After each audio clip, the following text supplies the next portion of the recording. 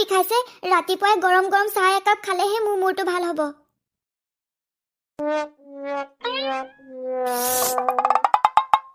মা মোক যে সোনকালে চাহ একাপ বনাই দিয়া চাহ খাবলৈ নাপালে মোৰ মূৰটো বহুত বিষাব এই ৰবিচোন মামনি থাকোঁতে মই চাহ বনাম নে তাই আহি লওক তাইয়ে চাহ বনাব মুনু তুমিচোন নিজেই চাহ একাপ বনাই খাব পাৰা আকৌ মামনি বাইদেউৰ কাৰণে ৰখিব নালাগে নহয় যোৱা চাহ একাপ বনাই খাই লোৱাগৈ কোনো দৰকাৰ নাই সেইজনী থাকোঁতে মুনুৱে চাহ বনাই খাব নেকি মোৰ ছোৱালীক মই একো কাম কৰিবলৈকে নিদো আৰু চাহ বনোৱা জুই জ্বলোৱা সেইবোৰ কামটো আৰু মই জীৱনত কেতিয়াও কৰিব নিদো সেইজনী অথনিয়ে পানী আনিবলৈ গ'ল কি জানো কৰি আছে নদীৰ পাৰত কিবা এটা কাম কৰিবলৈ দিলে 2 ঘণ্টামান লগাব মামনি বাইদেউ মই যে এতিয়ালৈকে চাহ খাবলৈ পোৱাই নাই সোনকালে মোক গৰম গৰম চাহ একাপ বনাই দিয়া নহ'লে মোৰ মূৰটো আৰুহে বিষাব যা মোৰ কাৰণেও একাপ গৰম গৰম চাহ বনাই লৈ আনিবি কিয় তুমিচোন মোৰ লগত এতিয়া চাহ খাই উঠিছিলা আকৌ তাইক চাহ বনাবলৈ ক'ব লাগে নেকি কিয় তাই কাম কৰিলে আপোনাৰ দুখ লাগে নেকি আজিৰ দিনৰ সকলো মানুহে কাম কৰিয়ে খাইছে তাই কাম কৰিলেহে খাবলৈ পাব মামনিয়ে ৰাতিপুৱাৰ পৰা সকলো কাম কৰিয়ে আছে তাইক এতিয়া তুমি অকণমান জিৰণি ল'বলৈ দিয়া চাহ একাপ তুমি নিজেও বনাই খাব পাৰা দেতা তুমি এই সৰু কথাটোৰ কাৰণে মাৰ লগত কিয় তৰ্ক বিতৰ্ক কৰি আছা ভণ্টি তই অকণমান সময় ধৈৰ্য ধৰ মই তোৰ কাৰণে আদা দি চাহ বনাই দিম তেতিয়া তোৰ মূৰ বিষো ভাল হৈ যাব মুনু বৈ আমি টিভি চাওঁগৈ আজি বহুত ধুনীয়া চিনেমা এখন দিব নহয় বৰ ভাল লাগিব বৈ মই এইজনীক কিয় জানো বিয়া কৰালো মই এতিয়া বহুত পস্তাইছো মামনিক অলপো মৰমে নকৰে মই মৰি যোৱাৰ পিছত কি হ'ব তাইৰ মোৰ বুকু বিষটো আকৌ আৰম্ভ হৈ গ'ল ঐ কোন আছ ওচৰত মোক বচা মোৰ বুকু বিষটো আকৌ আৰম্ভ হৈ গ'ল দেতা তুমি দুখ নকৰিবা মই জীয়াই থকালৈকে তোমাৰ একো হ'ব নোৱাৰে তুমি এতিয়া দৰৱ খালা নহয় এতিয়া ধুনীয়াকৈ শুই থাকা শুলেহে অকণমান ভাল পাবা মামনিও তোৰ মা মৰি যোৱাৰ পিছত তোক মৰম কৰি ডাঙৰ দীঘল কৰিবৰ কাৰণে মই দ্বিতীয় বিবাহ কৰিছিলোঁ কিন্তু তোকচোন অলপো মৰমেই নকৰে মই মৰি যোৱাৰ পিছত তোৰ জীৱন দেখোন একেবাৰে অন্ধকাৰ হৈ যাব তোক দেখোন সিহঁতি একেবাৰে মাৰিয়ে পেলাব দেতা তুমি কিয় এনেকে কথা কৈছা মনে মনে থাকা তুমি দৰৱ খালা নহয় এতিয়া তুমি অকণমান শুই থাকা তেতিয়াহে ভাল পাবা এনেকে কথা কৈ নাথাকিবা মামনি মই কেতিয়া মৰি যাওঁ ঠিকনা নাই কিন্তু তোক মই আজি এটা কথা কৈ থৈ দিওঁ তই ভালকে শুনিবি মই মৰি যোৱাৰ পিছত তই সদায় সত্য পথত থাকিবি ভগৱানেও সেইসকলক সহায় কৰে যাৰ অন্তৰখন বহুত পবিত্ৰ হ'ব দেতা মই সদায় সত্য পথতে থাকিম কিন্তু এতিয়া ভগৱানৰ কাৰণে তুমি মনে মনে থাকা ডক্টৰেও কৈ গৈছে বেছি কথা ক'বলৈ নালাগে বুলি তুমি এতিয়া মনে মনে থাকা দেতা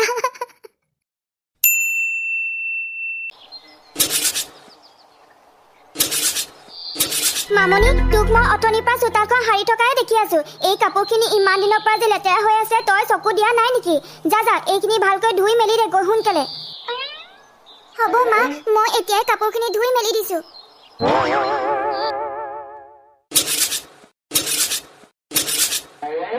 মামনি শুনচোন কাপোৰখিনি ধোৱা শেষ হ'লে এই বাচনখিনি ধুই চফা কৰি থবি কিন্তু সাৱধান হবি যাতে বাচন ধুওঁতে এটাও বাচন ভাঙিব নালাগে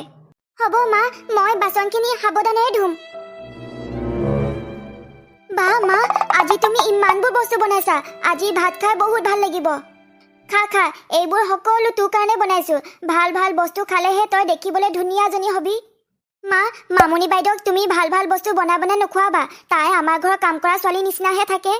নাই সেইজনীক মই আৰু ভাল বস্তু খুৱাম নেকি ভাল বস্তু সদায় তোকে খুৱাম এইখিনি যে দেখিছ এইখিনি 2-3 দিনৰ পুৰণা খাদ্য পোক লাগি গৈছেগৈ এতিয়া এইখিনি খাদ্যই মামনিক দিম তাইয়ে খাব কাপোৰ গোটেইখিনি ধুলো আৰু বাচনো ধুলো এতিয়া মোৰ আৰু কাম নাই মই এতিয়া অলপমান জিৰণি ল'ব পাৰিম মামনি যদি কাম কৰি শেষ হ'ল তেনেহ'লে কিবা এটা খাই লহি গৈছো মা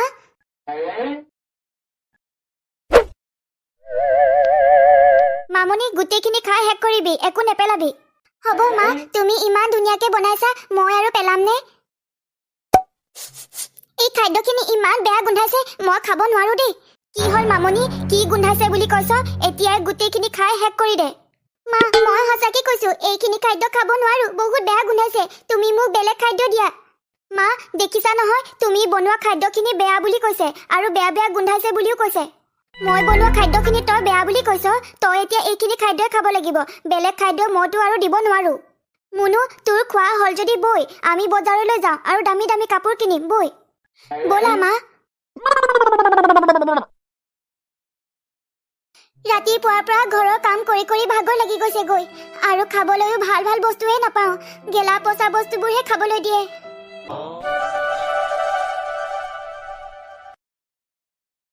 হে প্ৰভু তুমি সকলোকে মংগল কৰিবা মা ভণ্টি সদায় তুমি ভালে কুশলে ৰাখিবা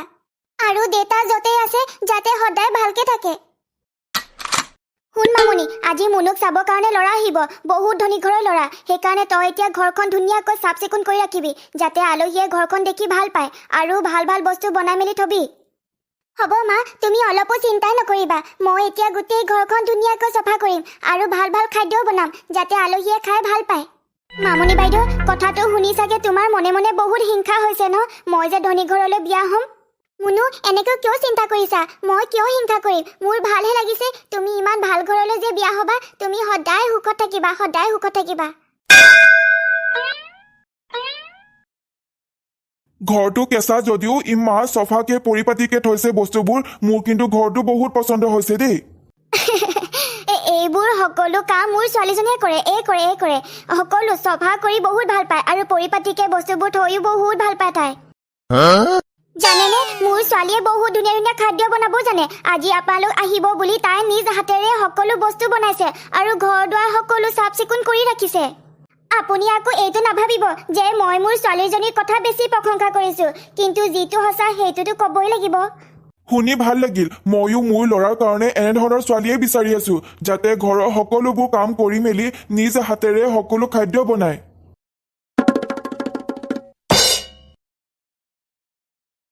খাওক আপোনালোকে চাহ খাই লওক আপোনালোক আহিব বুলিয়ে মোৰ ছোৱালীয়ে ৰাতিপুৱাই পাকঘৰত চাহ বনাই ৰাখিছিলেই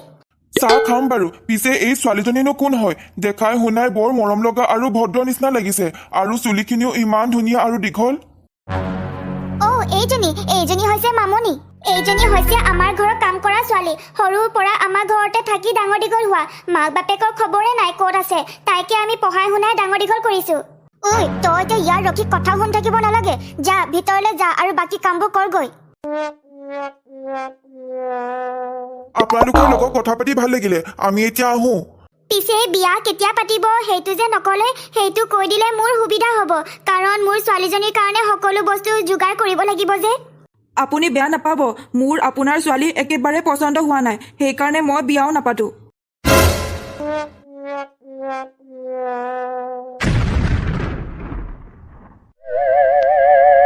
দেউতা চাহ লৈ অনা সেই ছোৱালীজনীক যে কাম কৰা ছোৱালী বুলি কৈছিল মোৰ কিন্তু সন্দেহে হৈছে মোৰো সন্দেহ নোহোৱা নহয় ইমান ধুনীয়া ছোৱালীজনী কাম কৰা ছোৱালী হ'ব পাৰে নেকি নিশ্চয় ভিতৰুৱা কিবা কথা থাকিব পাৰে ইমান ধনী ঘৰৰ ল'ৰা আহিছিল মোক চাব কাৰণে আৰু মোক পছন্দ নাই হোৱা বুলি কৈ গুচি গ'ল মুনু ভণ্টি তুমি এনেকে কান্দি নাথাকিবা তেনেকুৱা ধনী ঘৰৰ ল'ৰা আৰু আহিব তোমাক চাব কাৰণে আৰু তোমাক বিয়া কৰাই লৈও যাব তুমি এতিয়া কান্দি নাথাকিবা এতিয়া মোক কথা কৈ বুজাব নালাগে এইবোৰ সকলো তোমাৰ কাৰণে হৈছে তুমি কিয় ল'ৰাজন বহি থাকোঁতে চাহ লৈ গৈছিলা মোক মায়ে কৈছিলে ল'ৰা ঘৰৰ মানুহ আহিলে চাহ লৈ যাব কাৰণে সেইকাৰণেহে মই চাহ লৈ গৈছিলো চাহ লৈ আনিবলৈ কৈছিলো বাৰু কিন্তু তোৰ মুখখন দেখাবলৈনো কোনে কৈছিলে চাহ লৈ আহোঁতে মুখখন ঢাকি আহিব নোৱাৰিছিলি তোৰ দীঘল চুলিখিনি আছে কাৰণে তই বহুত গৌৰৱ কৰ মা আজি এইজনী চুলিখিনিকে কাটি পেলোৱা আৰু টকলা কৰি পেলোৱা তাৰপিছত কোনেও এইজনীক ধুনীয়া বুলি নকয় আজি এইজনী চুলিখিনি কাটিয়ে পেলাম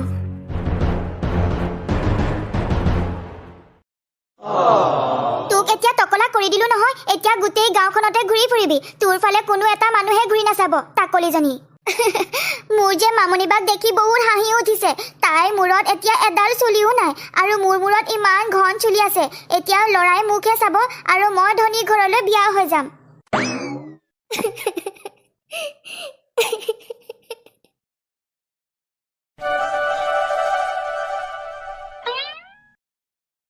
ঐ তই ইয়াত বহি থাকিব নালাগে ঘৰত খাবলৈ পানী অকণমানো নাই যা তই নদীৰ পৰা পানী লৈ আনগৈ হ'ব মা মই এতিয়াই পানী লৈ আনিছো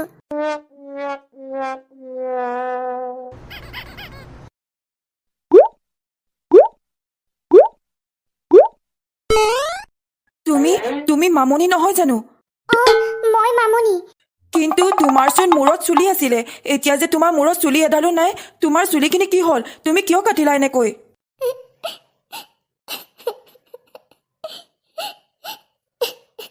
মোক তুমি নকলেও মই এতিয়া সকলোখিনি বুজি পাইছো। তোমাক চাগে সিহঁতিয়ে চুলিখিনি কাটি পেলালে, কাৰণ আমি যে সেইদিনা তোমাৰ চুলিখিনি ধুনীয়া বুলি ক'লো, আৰু সিহঁতি চাগে তোমাক বহুত অত্যাচাৰো কৰে।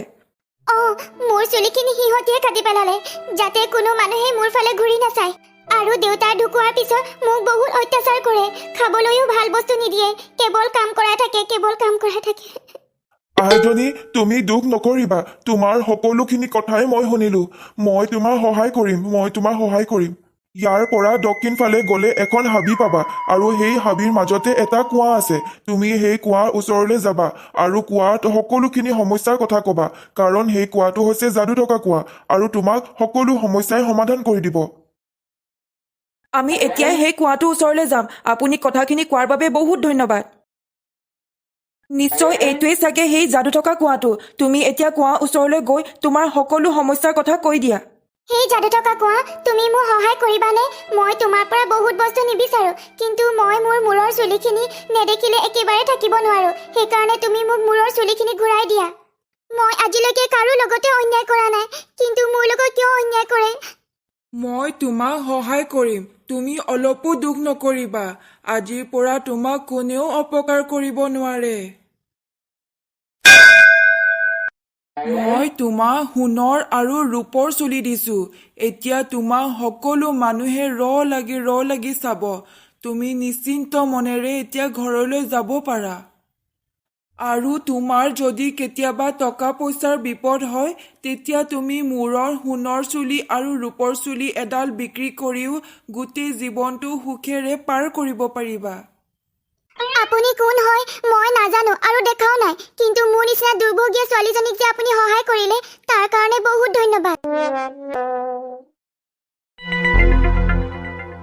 মা, ভণ্টি, এয়া চোৱা, মোৰ মূৰৰ সোণৰ আৰু ৰূপৰ চুলি, আৰু এই চুলিখিনি মোক এটা যাদু থকা কুঁৱাই দিলে। আৰু কৈছে যে যদি মোৰ কেতিয়াবা টকা পইচাৰ বিপদ হয়, তেতিয়া এই সোণৰ চুলি আৰু ৰূপৰ চুলি এডাল বিক্ৰী কৰিও মই জীৱনটো ধুনীয়াকৈ পাৰ কৰিব পাৰিম।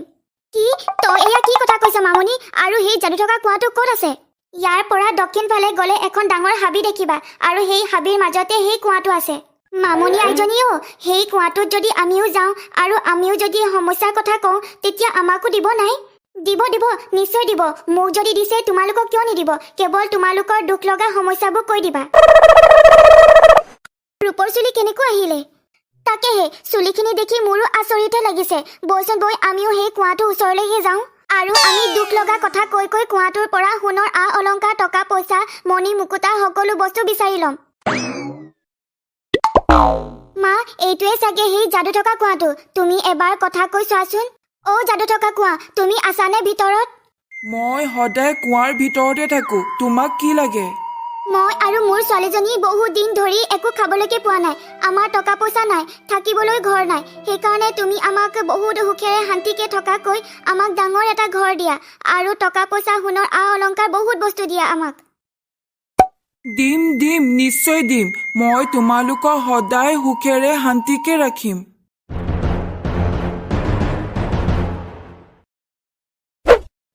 এয়া আপুনি কি কৰিছে? কিয় আমাৰ দুয়োকে কুঁৱাৰ মাজলৈ টানি নিছে?